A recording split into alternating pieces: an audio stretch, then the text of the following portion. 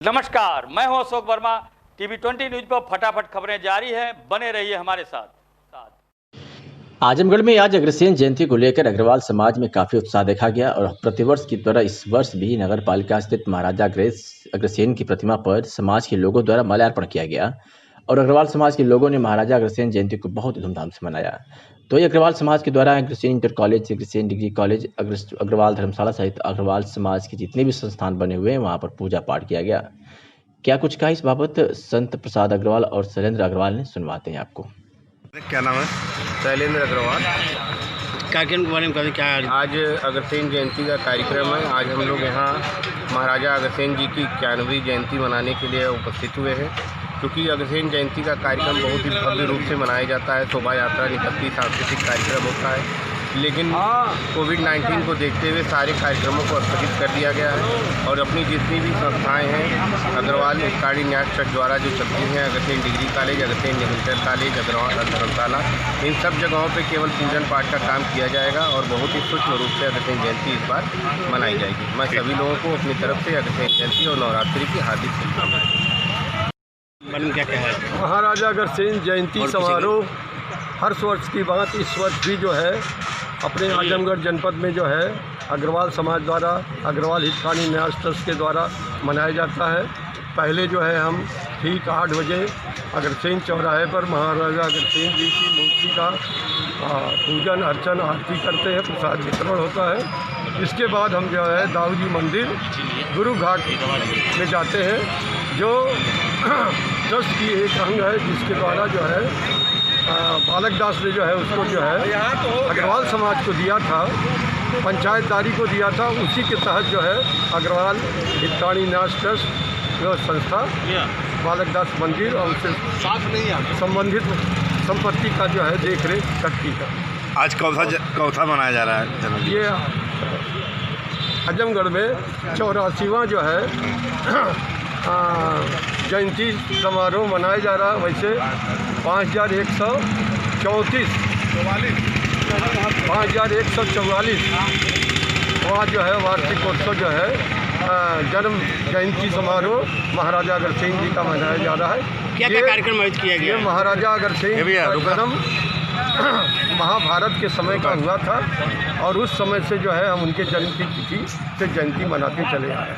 कोई सांस्कृतिक कार्यक्रम पहले? सांस्कृतिक कार्यक्रम हर साल होता है। इस साल कोविड-19 के कारण जो है समाज द्वारा जो है बैठक में स्थगित कर दिया गया है। शोभा यात्रा भी नहीं निकलेगी और न जो है सांस्कृतिक कार्यक्रम होगा।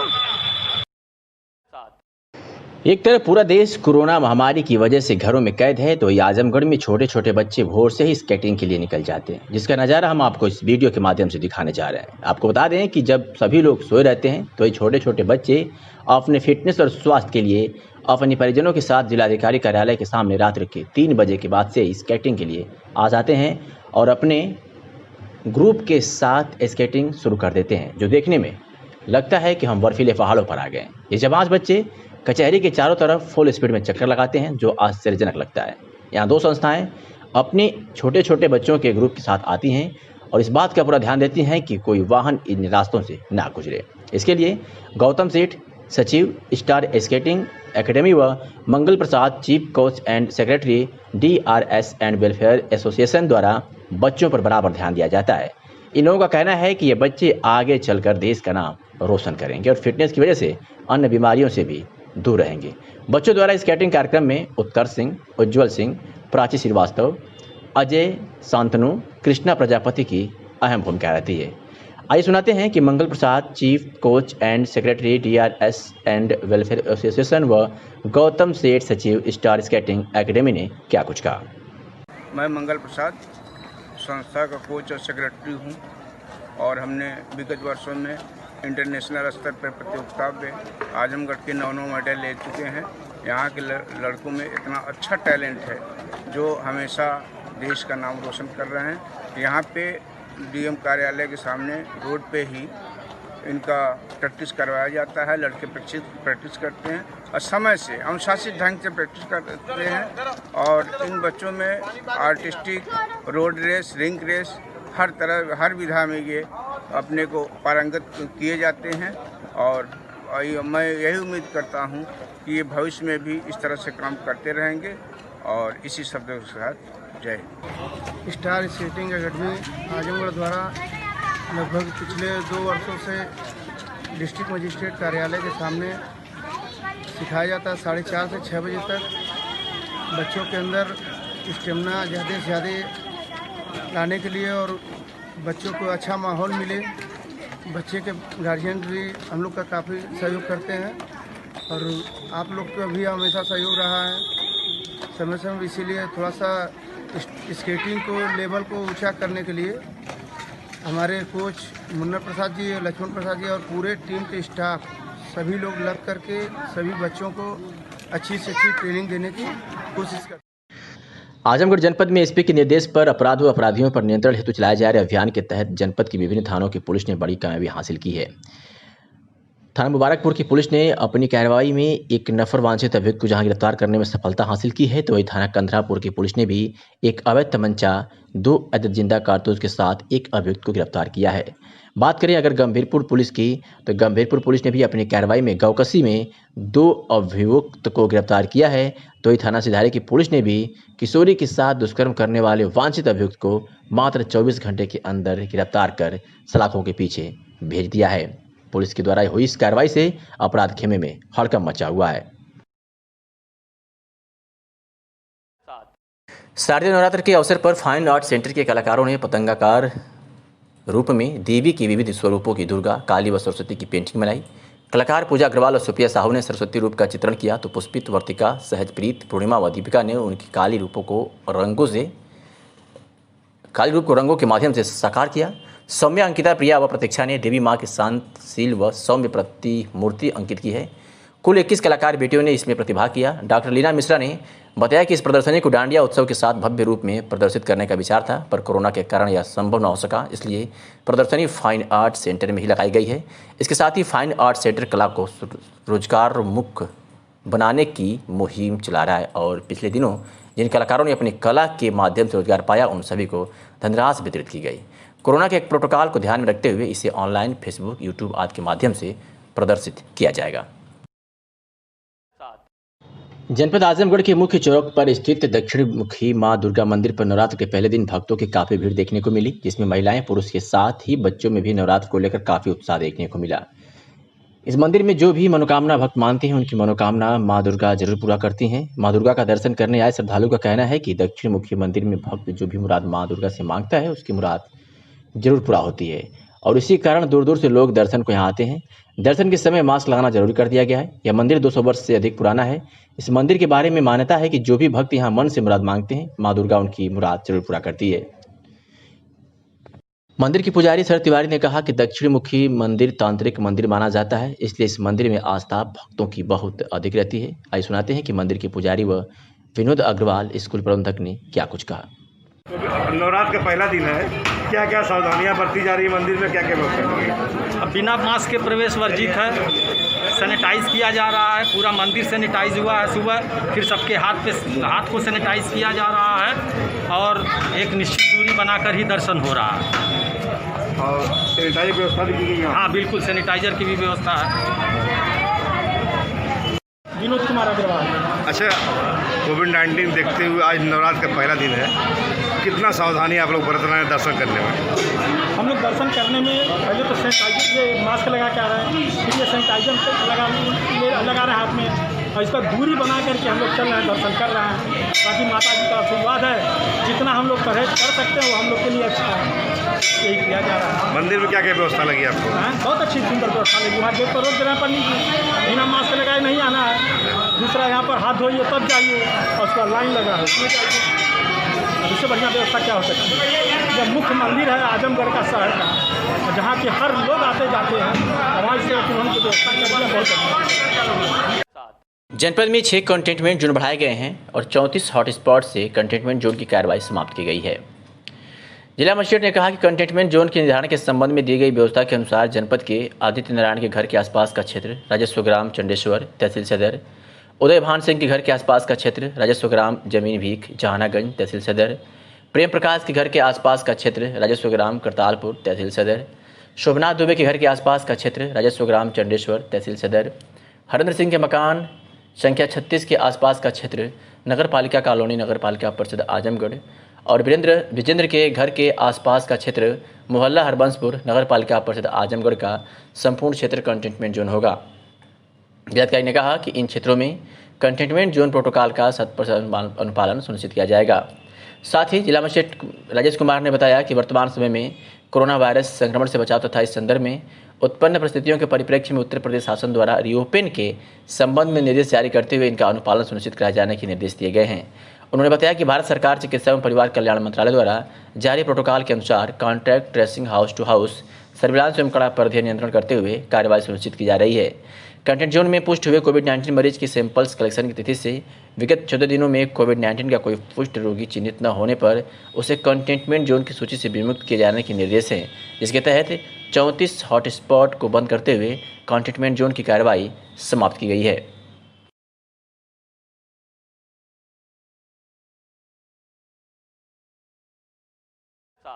जीयनपुर नगर पंचायत ने उद्योग व्यापार प्रतिनिधिमंडल का नया चुनाव संपन्न हुआ। इसमें अध्यक्ष मुन्ना सिंह यादव, महामंत्री सलीम अहमद, कोषाध्यक्ष सगड़ी। शारदीय नवरात्र के शुभ प्रथम पर्व पर जीयनपुर नगर में श्री के.एन. सिंह महाविद्यालय परिसर में उत्तर प्रदेश उद्योग व्यापार प्रतिनिधिमंडल का एक नया चुनाव जिला पदाधिकारियों की देखरेख में संपन्न हुआ। इसमें नगर के सैकड़ों सम्मानित व्यापारियों तथा संरक्षक मंडल के बीच अशोक सिंह अध्यक्ष, मुन्ना यादव महामंत्री, पप्पू पाठक उपाध्यक्ष तथा सलीम अहमद कोषाध्यक्ष चुने गए। इसी क्रम में युवा उद्योग व्यापार मंडल के चुनाव में मुकेश जायसवाल अध्यक्ष तथा रवि प्रकाश उर्फ डब्ल्यू गुप्ता महामंत्री चुने गए। निर्वाचित समस्त पदाधिकारियों ने नगर के सम्मानित व्यापारियों का आभार प्रकट करके ईमानदारी के साथ अपना विश्वास जताया कि व्यापारी हित में उनकी समस्याओं का निदान कराकर उनके उत्पीड़न की आवाज को आगे तक बढ़ाया जाएगा। चुनाव के संयोजक तथा संचालनकर्ता व्यापार मंडल के संरक्षक मनुलाल जायसवाल पत्रकार रहे। अध्यक्षता प्रदेश उद्योग व्यापार प्रतिनिधिमंडल के मंत्री ख्वाजा सुएब ने किया। मैं सुवाल प्रसाद गोड़, जिला महामंत्री व्यापार मंडल आजमगढ़ का। हमें प्रदेश अध्यक्ष ने एक निर्देश और आदेश दिया है कि जो भी बाज़ार हैं और हर बाज़ारों का गठन किया जाए और गठन में सारी जातियों का समावेश किया जाए और उसमें चाहे छोटा व्यापारी हो चाहे बड़ा व्यापारी हो, सबको एक समान समझा जाएगा। अभी हमारे प्रदेश में, हमारे ज़िले में, हमारी बाज़ार में व्यापारियों की बहुत समस्याएं हैं। उस समस्याओं का निराकरण हमारा व्यापार मंडल करता है और इसी संबंध में आज हम लोग जीयनपुर बाज़ार में श्री मुन्नू लाल जायसवाल के दिशा निर्देशन में यहाँ के गठन के लिए हम लोग आए और आज अध्यक्ष में श्री अशोक सिंह का नाम लोगों ने प्रस्तावित किया और सर्वसम्मत से श्री अशोक सिंह को अध्यक्ष बनाया गया। उपाध्यक्ष के लिए श्री पप्पू पाठक का नाम आया, जिसको सर्वसम्मत से लोगों ने माना। महामंत्री के लिए श्री मुन्ना यादव का नाम आया। कोषाध्यक्ष के लिए सलीम अहमद जी का नाम आया है, जो बहुत पुराने कार्यकर्ता भी व्यापार मंडल के हैं और अच्छा संगठन भी करते हैं। ये युवा व्यापार मंडल का भी गठन हुआ है, जिसमें श्री मुकेश जायसवाल जी को अध्यक्ष और डब्लू गुप्ता को महामंत्री बनाया गया है। बाकी कमेटी का एक हफ्ते में अध्यक्ष जी को एक आवेदन और आदेश अनुरोध यह है कि एक हफ्ते के अंदर आप अपनी कमेटी गठित करके और इसकी एक सूचना हमको दे देंगे, ताकि वह कापी जो है माननीय जिलाधिकारी एसएसपी आजमगढ़ और आपके तहसील के तहसीलदार को और यहाँ थाने पे उसकी कापी भेजी जाएगी व्यापार मंडल के तहत। और यह लोग जो भी बैठक करेंगे, जो भी होगा, इन्हीं लोगों को यह अपने यहाँ बुलाएंगे बैठक में और इन्हीं लोगों के जो भी समस्या हो उसका निराकरण यह लोग अधिकारी लोग करेंगे और कराएंगे।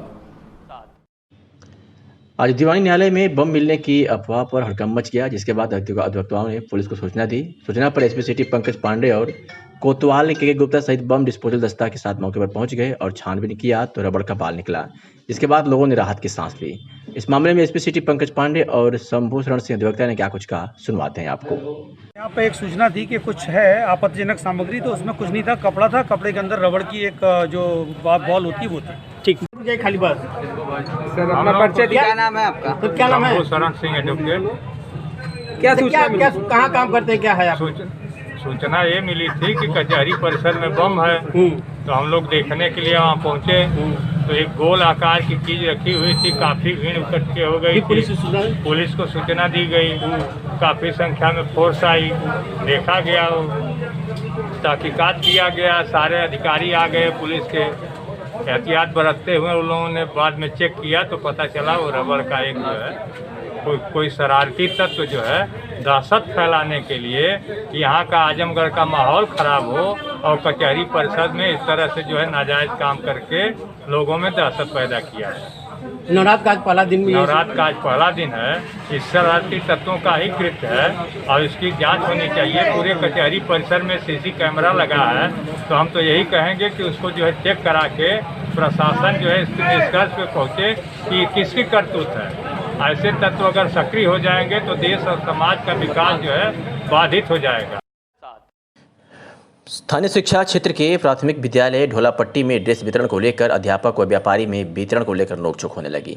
शनिवार को समय करीब 9 बजे व्यापारी अच्छेलाल मौर्य बच्चों को ड्रेस लेकर विद्यालय पहुंचा। विद्यालय के प्रधानाध्यापक मनीष गुप्ता से ड्रेस वितरण के बाबत दूरभाष से वार्ता किया तो उन्होंने ड्रेस वितरण करने से मना कर दिया। अध्यापक और व्यापारी के बीच तू मैं सुनकर विद्यालय में दर्जनों की संख्या में ग्रामीण एकत्रित हो गए। एक नियमित संदर्भदाता प्रेमनारायण सिंह अनुसरण करने पहुंचे तो व्यापारी अच्छेलाल मौर्य सहित ग्रामीण ने प्रेमनारायण से कहने लगे कि तैनात प्रधानाध्यापक द्वारा ड्रेस लेने से मना कर रहे हैं।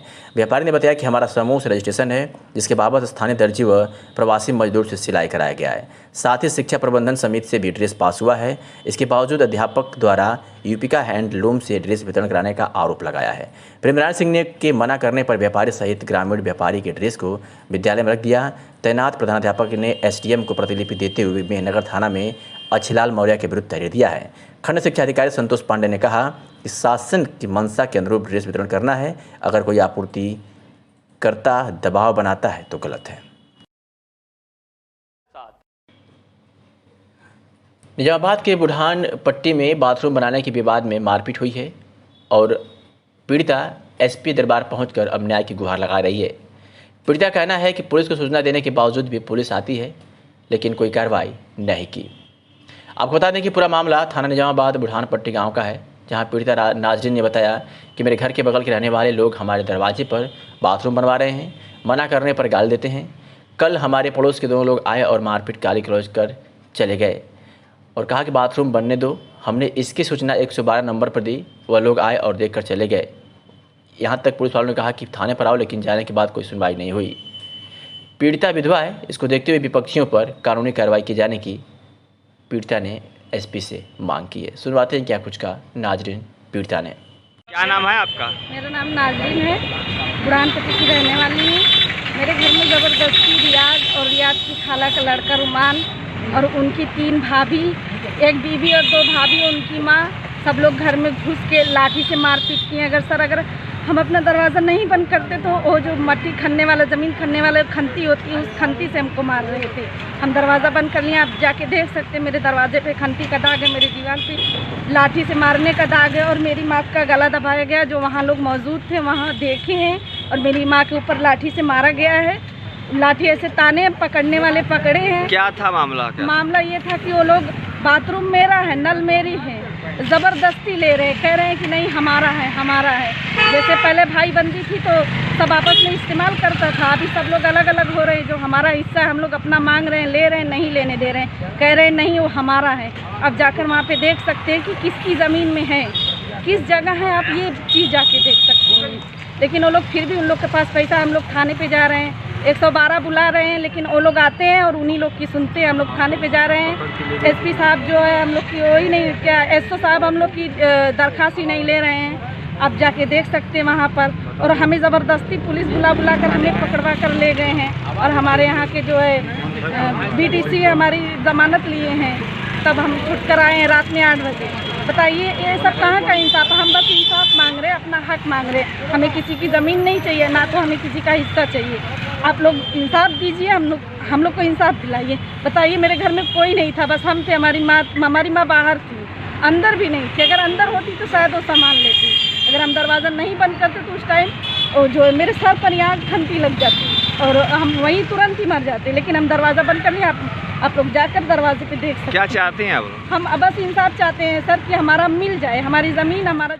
मऊ जनपद के वलीदपुर वीरा में समाजवादी पार्टी के नगर अध्यक्ष एवं बुनकर यूनियन के उपाध्यक्ष हबीबुर रहमान अंसारी के नेतृत्व में हाथों में तख्ती लेकर फ्लैट रेट बिजली बहाल करने को लेकर वलीदपुर में जोरदार प्रदर्शन किया गया। दरअसल पावरलूम बुनकरों की फ्लैट रेट बिजली समस्या को लेकर बुनकर सभा उत्तर प्रदेश के आह्वान पर पावरलूम बुनकरों की अनिश्चितकालीन हड़ताल गुरुवार से शुरू हो गई है, जिसका प्रभाव कहीं आंशिक रूप से देखने को मिला तो कहीं पूर्ण रूप से ये हड़ताल प्रदेश व्यापी है। वहीं नगर पंचायत वलीदपुर के भीरा गांव में तथा उसके आसपास के क्षेत्रों में तीसरे दिन एक भी पावरलूम बंद रहा। तो वहीं भीरा गांव के बुनकर यूनियन के उपाध्यक्ष एवं समाजवादी पार्टी के नगर अध्यक्ष हबीबुर रहमान अंसारी तथा हाजी वहीदुज्जमा के नेतृत्व में बूढ़े, बच्चे और जवानों ने हाथों में तख्ती लेकर फ्लैट रेट बिजली बहाल रखने की मांग कर प्रदर्शन किया। मीडिया से बातचीत में बुनकर यूनियन के उपाध्यक्ष हबीबुर रहमान अंसारी ने कहा कि पिछले 14 वर्षों से पावरलूम बुनकरों के लिए फ्लैट रेट बिजली व्यवस्था लागू थी, जिसके तहत बुनकरों को प्रति महीना प्रति लूम 72 रुपये विद्युत शुल्क देना होता था। लेकिन वर्तमान सरकार ने इसे समाप्त कर मीटर रीडिंग व्यवस्था लागू कर दी है। इसके विरोध में विगत 1 सितंबर से बुनकरों ने अनिश्चितकालीन हड़ताल शुरू कर दी थी। लेकिन 3 सितंबर को सरकार की तरफ से लखनऊ बैठक बुलाई गई, जिसमें बुनकर प्रतिनिधियों के होने वाली बातचीत में सरकार की तरफ से आश्वासन दिया गया था कि 2 सप्ताह के भीतर फ्लैट रेट की नई व्यवस्था कैबिनेट द्वारा पास कराने के साथ बुनकरों की अन्य समस्याओं का निदान कर दिया जाएगा। इस बाबत क्या कुछ कहा हबीबुर रहमान ने, आपको सुनाते हैं। सर, आपका क्या नाम है? मेरा नाम हबीबुर रहमान अंसारी। तो आज यहाँ पे जो हबीबुर रहमान साहब जो प्रोटेक्ट हुआ है, जो यहाँ पे ग्रामवासियों ने जो बिजली को लेकर अपना एक प्रोटेक्ट जाहिर किया है, तो ये किस तरह से किया है और क्यों किया है? ये हमारा फ्लैट रेट पासबुक ख़त्म जब से किया गया है तब से हमारा प्रोटेस्ट चल ही रहा है। लेकिन सरकार ने 3 सितंबर को बुनकरों को बुलाया था लखनऊ में और ये वादा किया था कि 31 जुलाई तक आपको फ्लैट रेट के हिसाब से ही बिजली बिल जमा करना होगा और अगस्त से नई स्कीम लागू कर दी जाएगी और वो स्कीम बुनकरों की रजामंदी से बनाई जाएगी। लेकिन सरकार इसमें बिल्कुल वादा खिलाफ़ी कर गई और अभी तक उसने स्कीम बनाई नहीं। बुनकरों की रजामंदी पे कोई स्कीम बनाई नहीं, बल्कि कल यानी 15 तारीख को उसने नया जियो जारी किया और उसमें इस बात का जिक्र है कि जुलाई तक हमको फ्लैट रेट पे ही बिजली का बिल जमा करना है। लेकिन जो नई स्कीम है उसमें आपको 120 यूनिट तक 3.5 रुपये के हिसाब से देना है। यानी कि आप 1 किलोवाट पर अगर 300 यूनिट खर्च करते हैं तो आपको 180 यूनिट का 7.5 रुपये के हिसाब से देना है। तो अगर हम इन सब को प्लस किया जाए विथ सर्विस चार्ज तो हमारा पहुंचता है 2100 रुपया। तो बुनकर इतना सक्षम नहीं है कि वो 2100 रुपया बिल की अदायगी करे। अगर बुनकर को 5 किलो आलू खरीदना हो तो वो एक रात में मेहनत करके आलू नहीं खरीद सकता, तो 2100 रुपया बिजली का बिल कहाँ से जमा करेगा। इसलिए हम सरकार से मांग करते हैं कि बुनकरों का जो फ्लैट रेट पासबुक था उसको बहाल करें और इनके बारे में सोचे। भाजपा नेताओं द्वारा लगातार जलचरों और वनचरों के लिए उपलब्ध भोजन कराया जा रहा है। आज 25वें शनिवार को नवरात्र के पावन अवसर पर जलचर और वनचरों को आहार उपलब्ध कराया गया। इसमें सहभागी रहे नगर उपाध्यक्ष धर्मेंद्र सिंह, सोनू यादव, मुकेश गिरी, अनीस पाल, अभी यादव, मनजीत सिंह आदि उपस्थित रहे। मिशन शक्ति नारी सुरक्षा व नारी अभियान का शुभारंभ महिला कल्याण विभाग द्वारा किया गया, जिसमें भारी संख्या में महिलाएं उपस्थित थी। पुलिस अधीक्षक ने कहा कि नवरात्र पर महिलाएं व्रत रखती हैं और मंदिरों में जाकर पूजा पाठ करती हैं। आगामी दशहरा का त्यौहार है जिसमें महिलाओं की भागीदारी ज़्यादा रहती है। वहीं नवरात्र के 9 दिन महिलाएं उपवास रखती हैं, इसलिए मातृशक्ति के रूप में इन्हें सम्मान दिलाने के लिए लगातार कार्यक्रम किए जाएंगे, जिससे महिलाओं का सम्मान में कोई कमी न रह जाए। सुनवाते हैं कुछ बात कि संबोधित करते हुए एसपी आजमगढ़ ने क्या कुछ कहा। एक कारण ये भी है कि नवरात्रि पर ज्यादातर महिलाएं व्रत रखती हैं, मंदिरों में भ्रमण पर जाती हैं, इस दौरान दशहरा का मेला भी लगेगा, दुर्गा पूजा के पंडाल भी लगेंगे। उसमें भारी संख्या में महिलाओं की भागीदारी रहती है। तो इस अवसर को महिला को शक्ति प्रदान करने का, उनमें जागरूकता बढ़ाने का, उन्हें विभिन्न कार्यक्रमों के माध्यम से उनमें आत्मसम्मान और शक्ति जगाने का कार्यक्रम इस दौरान चलाया जाएगा। जो योजनाएं उनके कल्याण के लिए चल रही, जैसा कि सीडीओ साहब ने बताया, उनके बारे में बताया जाएगा। जो पुलिस की जो हेल्पलाइंस चल रही हैं, उन्हें सम्मान दिलाने के लिए, उन्हें शक्ति दिलाने के लिए, उन्हें उनकी सहायता करने के लिए, उसके बारे में बताया जाएगा। और दुर्गा के रूप में ये जो पूरा 9 दिन हम दुर्गा पूजा करते हैं, शक्ति की पूजा करते हैं, उसे मानते हुए कि हमारी मातृ शक्ति दुर्गा के रूप में है, उस शक्ति की याद यहाँ पर अपनी मातृ शक्ति को दिलाई जाएगी और उनके मान सम्मान के लिए, उनके विरुद्ध होने वाले जो अपराध हैं उनमें सशक्त कार्रवाई करने के लिए, और जो अपराधी उन अपराधों में जेल में हैं, जो जिनके ऊपर मुकदमे उन अपराधों में चल रहे हैं, उन्हें सजा दिलाने के लिए इस जो 180 दिन का जो प्रोग्राम है, इसमें विशेष रूप से पुलिस की तरफ से कार्रवाई की जाएगी। डीआईजी साधना गोस्वामी ने थाना कोतवाली व महिला थाना की समीक्षा बैठक की, जिसमें मिशन शक्ति विशेष अभियान, नारी सुरक्षा और नारी सम्मान के संबंध में दिशा निर्देश दिए। और कल पुलिस लाइन में एक बैठक बुलाई गई है, जिसमें महिला थाने व अन्य थानों से 4-4 लोगों को 10 बजे बुलाकर वहां उनको ट्रेनिंग दी जाएगी कि किस प्रकार महिला शक्ति अभियान को सफल बनाया जाए।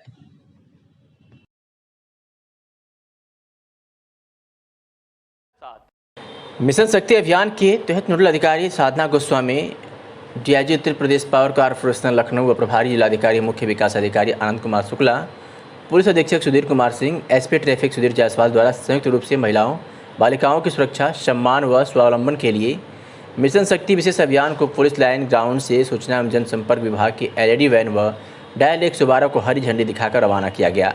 इस अवसर पर नोडल अधिकारी द्वारा पुलिस लाइन के सभागार में मिशन शक्ति अभियान के संबंध में बैठक की गई। पुलिस लाइन के सभागार में महिलाओं बालिकाओं को सुरक्षा के प्रति जागरूकता हेतु पीपीटी का भी प्रदर्शन किया गया। नोडल अधिकारी ने कहा कि भ्रूण हत्या में महिलाएं भी इसके लिए कहीं न कहीं जिम्मेदार हैं। इस रूढ़िवादी सोच से हमें ऊपर उठने की ज़रूरत है। उन्होंने बताया कि सरकार द्वारा महिलाओं में सुरक्षा व स्वास्थ्य के प्रति जागरूकता पैदा करने के लिए बेटी बचाओ बेटी पढ़ाओ, कन्या सुमंगला योजना, डायल 1090, वुमेन पावर लाइन 181, महिला हेल्पलाइन 1076, मुख्यमंत्री हेल्पलाइन, डायल 112 पुलिस आपातकालीन सेवा, 1098 चाइल्ड हेल्पलाइन, 102 स्वास्थ्य सेवा, 108 एम्बुलेंस सेवा, एंटी रोमियो स्क्वाड दल, महिला हेल्प डेस्क एवं प्रत्येक जनपदों में महिला थाना स्थापित किया गया है।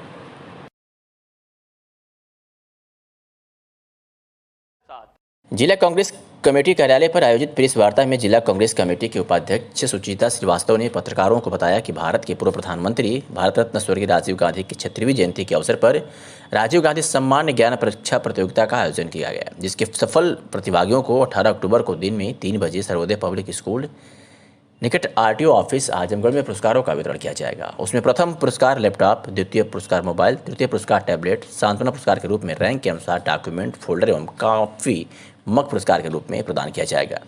प्रेस वार्ता में उपाध्यक्ष तेज बहादुर यादव, प्रवक्ता ओंकार पांडे, सचिव अजीज इमाम, आशुतोष रजत, मंजीत यादव, शुभम पांडु सहित तमाम लोग मौजूद रहे।